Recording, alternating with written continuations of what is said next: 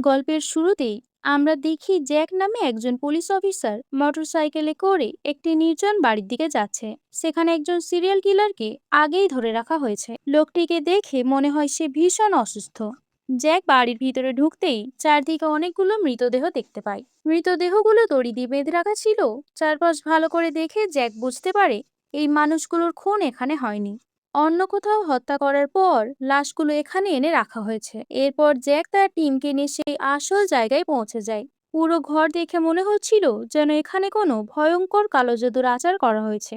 সেখানে একটি অদ্ভুত ধরনের গাছের পোড়া অংশও পড়েছিল।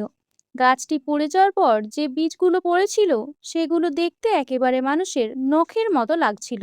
জ্যাক সেগুলো হাতে নিয়ে পরীক্ষা করতে যাচ্ছিল, ঠিক তখনই তার সহকর্মী তাকে ডাক দেয়। পুলিশ স্টেশনে ফিরে আসার পর তার সহকর্মী জানায় কয়েকদিন আগে জঙ্গলে একজন শিকারী শিকার করতে গিয়েছিল, কিন্তু হঠাৎ তার পা পিছলে নিচে পড়ে যায়। তখন সে এমন এক ভয়ঙ্কর দৃশ্য দেখে যা দেখে তার শরীর কেঁপে ওঠে। সে দেখতে পায় একজন জাপানি লোক একটি মানুষের মৃতদেহ খাচ্ছে।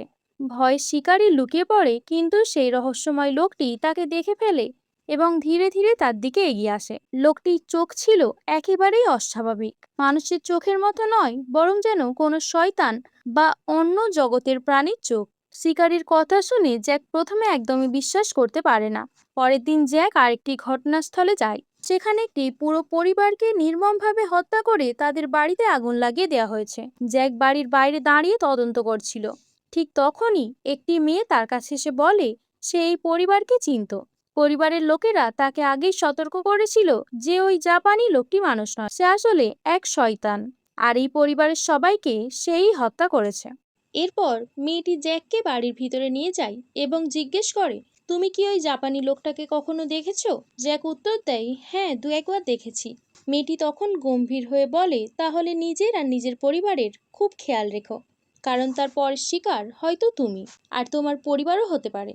জ্যাক আরও কিছু জানতে চাইছিল, কিন্তু ঠিক তখনই তার ফোন বেজে ওঠে। সে বাইরে গিয়ে ফোন রিসিভ করে। ফোনে কথা শেষ করে যখন সে আবার ঘরের ভিতরে ফিরে আসে, তখন দেখে মেয়েটি আর সেখানে নেই। ঠিক সেই সময় বাড়ির পেছন দিক থেকে একটি অদ্ভুত শব্দ ভেসে আসে। জ্যাক সতর্কভাবে বাড়ির পেছনের দিকে এগিয়ে যায়। বাড়ির পেছনে গিয়ে জ্যাক যা দেখে তাতে সে একেবারে স্তব্ধ হয়ে যায়। সেখানে সেই রহস্যময় জাপানি লোকটিকে দেখা যায়। সে একটি মৃত প্রাণীর মাংস খাচ্ছিল। হঠাৎ লোকটি জ্যাককে লক্ষ্য করে, তারপর ধীরে ধীরে তার দিকে এগিয়ে আসতে শুরু করে।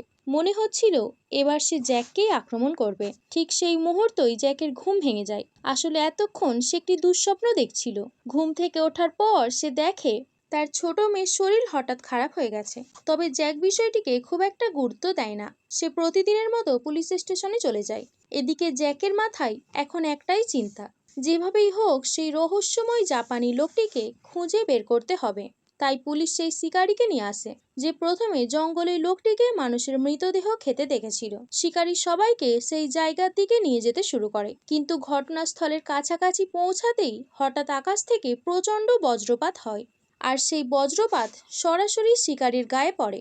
মুহূর্তের মধ্যেই সে গুরুতর আহত হয়ে যায়। তাকে দ্রুত হাসপাতালে নিয়ে যাওয়া হয়। সেই একই হাসপাতালে আগে ধরা পড়া সিরিয়াল কিলারটিকেও রাখা হয়েছিল, কিন্তু হঠাৎ তার শরীরে অদ্ভুত পরিবর্তন শুরু হয়। তার পুরো শরীর যেন আগুনে পুড়তে থাকে। কয়েক মুহূর্তের মধ্যেই সে মারা যায়। এদিকে বাড়ি ফিরে জ্যাক এমন একটি দৃশ্য দেখে যা তাকে আরো ভয় পাইয়ে দেয়। তার মেয়েও ঠিক একইভাবে ছটফট করতে শুরু করেছে, যেমনটা কিছুক্ষণ আগে হাসপাতালে সেই বন্দি করছিল। ভয়ে জ্যাক তাড়াতাড়ি মেয়েকে কোলে তুলে নেয়, তবে কিছুক্ষণ পর মেয়েটি আবার স্বাভাবিক হয়ে যায়। কিন্তু এরপর থেকেই তার আচরণ পুরোপুরি বদলে যেতে শুরু করে। সে অস্বাভাবিকভাবে অনেক বেশি খেতে থাকে, যেন তার ক্ষুধার কোনো শেষই নেই। এই সব কিছু দেখে জ্যাকের মা খুব চিন্তিত হয়ে পড়েন। তিনি বলেন, আমার মনে হচ্ছে তোমার মেয়ের উপর কোনো অশুভ আত্মার প্রভাব পড়েছে।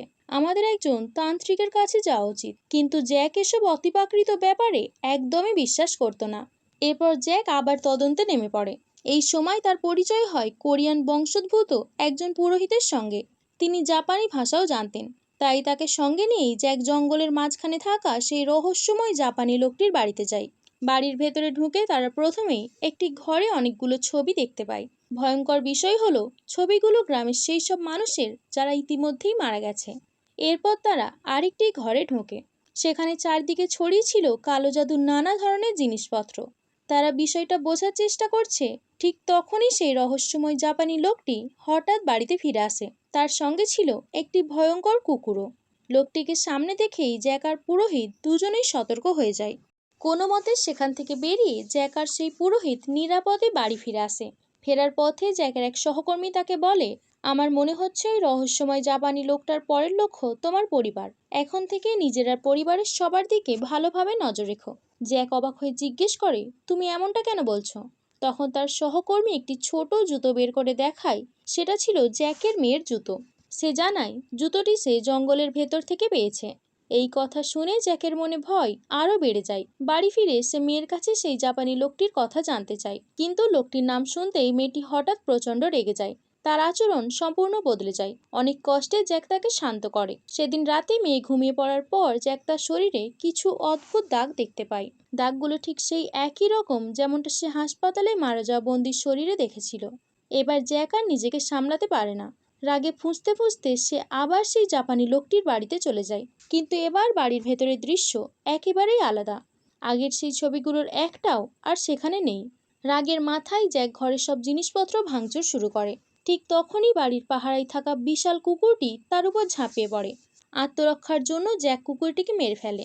এর কিছুক্ষণ পর সেই জাপানি লোকটিও সেখানে এসে হাজির হয়। জ্যাক তাকে কড়া হুঁশিয়ারি দিয়ে বলে, এই জায়গা ছেড়ে চলে যাও, নইলে আমি তোমাকে মেরে ফেলবো। এই হুমকি দিয়ে সে আবার বাড়ি ফিরে আসে। এদিকে জ্যাকের মেয়ের অবস্থা ধীরে ধীরে আরো খারাপ হতে থাকে। শেষ পর্যন্ত বাধ্য হয়ে তারা একজন তান্ত্রিককে ডেকে আনে। তান্ত্রিক পুরো বাড়ি ভালোভাবে পরীক্ষা করে তারপর সে জানায়, তোমাদের মেয়ের সঙ্গে যা ঘটছে তার পেছনে ওই জাপানি লোকটারই হাত রয়েছে। এরপর সে বলে, মেয়েটিকে বাঁচানোর মাত্র দুটি উপায় আছে। হয় ওই জাপানি লোকটাকে মেরে ফেলতে হবে, নয়তো আমাকে বিশেষ তন্ত্র মন্ত্রের আচার করতে হবে। যদি এটা না করা হয় তাহলে শুধু তোমার মেয়ে নয়, পুরো গ্রামই ভয়ঙ্কর বিপদের মুখে পড়বে। জ্যাক শেষ পর্যন্ত সেই আচার করার অনুমতি দিয়ে দেয়। তান্ত্রিক প্রথমে জ্যাকের মেয়ের সমান আকারের একটি বড় পুতুল তৈরি করে। তারপর সেই পুতুলের সামনে বসে তন্ত্রমন্ত্র শুরু করে। অন্যদিকে একই সময় দেখা যায় জঙ্গলের মাঝখানে নিজের বাড়িতে বসে সেই রহস্যময় জাপানি লোকটিও কোনো এক অদ্ভুত কালো জাদুর আচার করছে। এদিকে তান্ত্রিক তার মন্ত্রপাঠ শেষ করে ধীরে ধীরে সেই বড় পুতুলটির দিকে হাত বাড়ায়। তান্ত্রিক মন্ত্রপাঠ করতে করতে সেই বড় পুতুলটির শরীরের বিভিন্ন জায়গায় আঘাত করতে শুরু করে। অদ্ভুত ব্যাপার হলো, পুতুলের যে অংশে আঘাত লাগছিল ঠিক ওই অংশেই জ্যাকের মেয়ে প্রচণ্ড যন্ত্রণা অনুভব করছিল। শুধু তাই নয়, জঙ্গলের মাঝখানে নিজের বাড়িতে থাকা সেই রহস্যময় জাপানি লোকটিও একইভাবে কষ্ট পাচ্ছিল। কিছুক্ষণের মধ্যেই জ্যাকের মেয়ের অবস্থা এতটাই খারাপ হয়ে যায় যে মনে হচ্ছিল সে হয়তো আর বাঁচবে না। মেয়ের এমন অবস্থা দেখে জ্যাক আর ঝুঁকি নিতে চায় না। সে সঙ্গে সঙ্গে তান্ত্রিককে আচার বন্ধ করতে বলে এবং মেয়েকে নিয়ে হাসপাতালে ছুটে যায়। অন্যদিকে দেখা যায় সেই জাপানি লোকটিও ভীষণভাবে আহত হয়ে গেছে। অনেক কষ্টে সে নিজের বাড়ি থেকে বাইরে বেরিয়ে আসে। ঠিক তখনই তার সামনে সাদা পোশাক পরা সেই রহস্যময় মেয়েটি এসে দাঁড়ায়।